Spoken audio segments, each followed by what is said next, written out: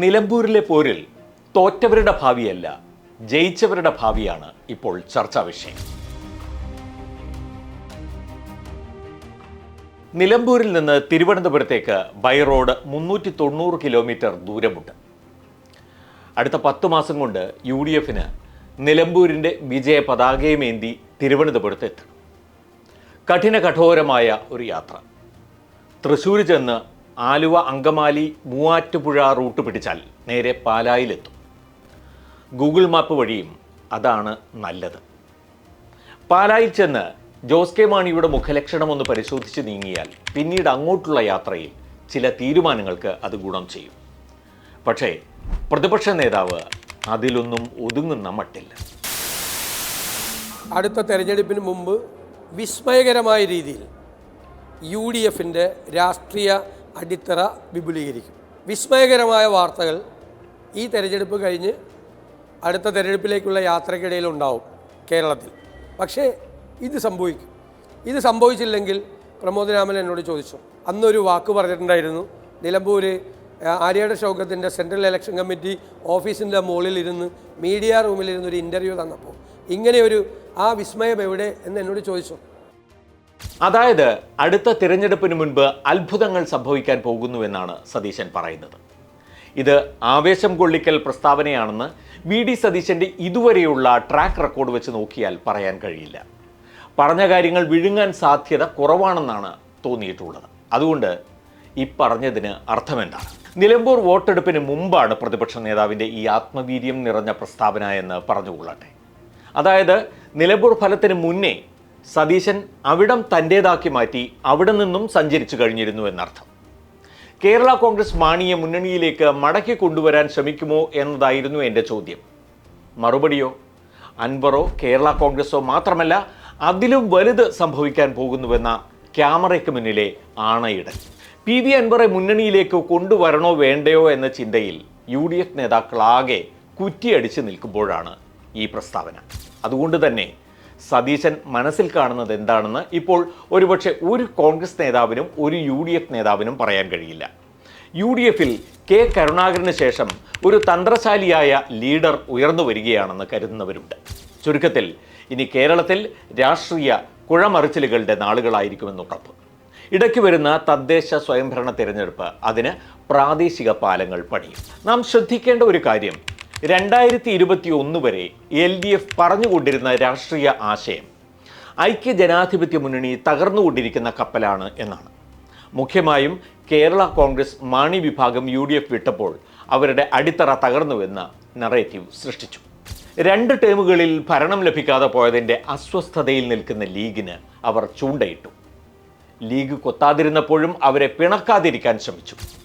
സമസ്തയെ സ്നേഹിച്ചും ബഹുമാനിച്ചും പശ്ചിമേഷ്യൻ സംഭവ വികാസങ്ങളിൽ നിലപാടെടുത്തും ആ വശത്ത് കരുതൽ സൂക്ഷിച്ചു.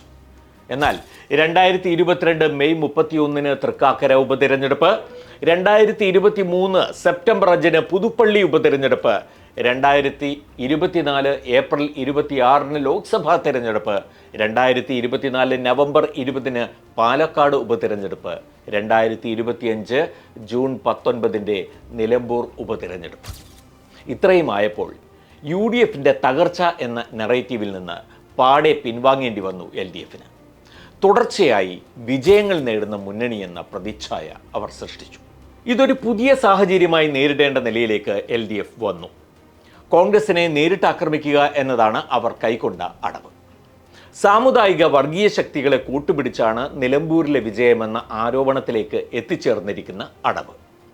ലോക്സഭാ തെരഞ്ഞെടുപ്പിൽ UDFനൊപ്പം നിന്നതിൽ കൂടുതൽ ഒരൊറ്റ ശക്തി പോലും ഇത്തവണ ഉണ്ടായിട്ടില്ല എന്നിരിക്കെ ഇങ്ങനെയൊരു ആഖ്യാനം LDFൻ്റെ പ്രതിരോധം മാത്രമാണ്. ലോക്സഭാ തിരഞ്ഞെടുപ്പ് കഴിഞ്ഞപ്പോൾ നിലമ്പൂർ ഉൾപ്പെടുന്ന വയനാട് മണ്ഡലത്തെക്കുറിച്ച് മാത്രം വിജയരാഘവൻ പറഞ്ഞ വർഗീയ ആരോപണം കൂടുതൽ വിശാലമാക്കുകയാണ് CPM. അതേസമയം ഇനിയും വിജയിക്കണം, വിജയിക്കുമെന്ന തിരഞ്ഞെടുപ്പ് ഫലപ്രചോദിത മന്ത്രമാണ് UDF ഉരുവിടുന്നത്. ശക്തി കാട്ടാൻ അൻവറിലേക്ക് തിരിയുകയാണെന്ന തോന്നൽ വേണ്ടെന്ന സൂചന സതീശനും അടൂർ പ്രകാശും നൽകിക്കഴിഞ്ഞു. അടഞ്ഞ വാതിൽ തുറക്കാൻ 19,760 വോട്ടിൻ്റെ കരുത്തുമായി ഇങ്ങ് വരണ്ട എന്ന് തന്നെയാണ് അവർ അൻവറിനോട് പറയുന്നത്. സതീശന് വേണ്ടത് ഒരുപക്ഷെ കരുത്തനായ അൻവറിനെ അല്ല, കീഴടങ്ങുന്ന അൻവറിനെയാകാം. അതെന്തായാലും മുന്നണി വിപുലീകരണത്തിൽ വരാൻ പോകുന്ന വിസ്മയം വേറെ തന്നെയായിരിക്കും. UDF മലബാർ ഇപ്പോൾ മുസ്ലിം ന്യൂനപക്ഷ പിന്തുണയുടെ ബലത്തിൽ സേഫാണ്. കോഴിക്കോട് ജില്ലയിൽ കോൺഗ്രസിനൊരു MLA ഇല്ലാത്ത നാണക്കേട് പോലും ആകെയുള്ള കൂട്ടുകെട്ടുകളുടെ ബലത്തിൽ മറികടക്കാം. എന്നാൽ മധ്യ കേരളത്തിലും തെക്കൻ കേരളത്തിലും അതല്ല സ്ഥിതി. മലബാറിലെ മുസ്ലിം ന്യൂനപക്ഷ പിന്തുണ തന്നെ അവിടെ കൗണ്ടർ പ്രൊഡക്റ്റീവ് ആകാം.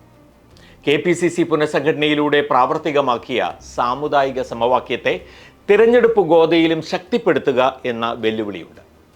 സതീശനും സണ്ണിയും പ്രകാശും അടങ്ങുന്ന ഒന്നാം നിര നേതൃത്വം പാലായ്ക്കും പാറശാലയ്ക്കും ഇടയിൽ വീശാൻ പോകുന്ന രാഷ്ട്രീയ വലയിൽ കുടുങ്ങുന്നത് ആരൊക്കെയായിരിക്കും എന്നതാണ് ചോദ്യം. വ്യക്തികളോ പാർട്ടികളോ പിളരുന്ന പാർട്ടികളോ? ഈ വലവീശലിൽ സതീശന് പോസിറ്റീവായി ഉപയോഗപ്പെടുത്താൻ രണ്ട് കാര്യങ്ങളും എതിരായി നിൽക്കുന്ന രണ്ട് കാര്യങ്ങളുമുണ്ട്. പോസിറ്റീവായ ഒന്നാമത്തെ കാര്യം ഹൈക്കമാൻഡിൻ്റെ ശക്തമായ പിന്തുണയാണ്. അല്ലെങ്കിൽ സ്വന്തം നിലപാടിലേക്ക് ഹൈക്കമാൻഡിനെ എത്തിക്കാനുള്ള സതീശൻ്റെ രാഷ്ട്രീയ കൈകാര്യക്ഷമത. സതീശൻ സമ്മാനിക്കുന്ന തുടർച്ചയായ വിജയങ്ങൾ ഹൈക്കമാൻഡിൻ്റെ പിന്തുണയെ ഉറപ്പിക്കുമെന്ന് ഉറപ്പ്. പോസിറ്റീവായ രണ്ടാമത്തെ കാര്യം കോൺഗ്രസിൻ്റെ യുവ നേതൃത്വം ഒന്നടങ്കം സതീശനോടൊപ്പം ഉറച്ച പിന്തുണയുമായി ഉണ്ട് എന്നതാണ്. പക്വതക്കുറവ് സൃഷ്ടിച്ചേക്കാവുന്ന ചില പ്രശ്നങ്ങൾ മാറ്റിവെച്ചാൽ അവരെല്ലാം ക്രൗഡ് പുള്ളേഴ്സ് ആണെന്ന് ഇക്കഴിഞ്ഞ തിരഞ്ഞെടുപ്പുകൾ തെളിയിച്ചിട്ടുണ്ട്. നെഗറ്റീവായ കാര്യങ്ങളിൽ ആദ്യത്തേത് മുതിർന്ന നേതാക്കളിൽ നിന്ന് എപ്പോൾ വേണമെങ്കിലും ഉയരാവുന്ന വിമത സ്വരങ്ങളാണ്. അതിൽ അവഗണിക്കാൻ കഴിയാത്ത ഒന്ന് രമേശ് ചെന്നിത്തലയുടേത് തന്നെ. താൻ ഓരോ ദിവസവും വിളിക്കുന്നയാളാണ് ചെന്നിത്തലയെന്ന് സതീശൻ പറഞ്ഞിട്ടുണ്ട്.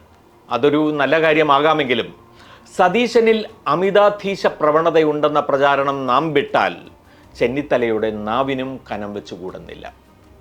നെഗറ്റീവ് വശത്തിൽ മറ്റൊന്ന് പാണക്കാട് കുടുംബത്തിൻ്റെ അസംതൃപ്തികളാണ്.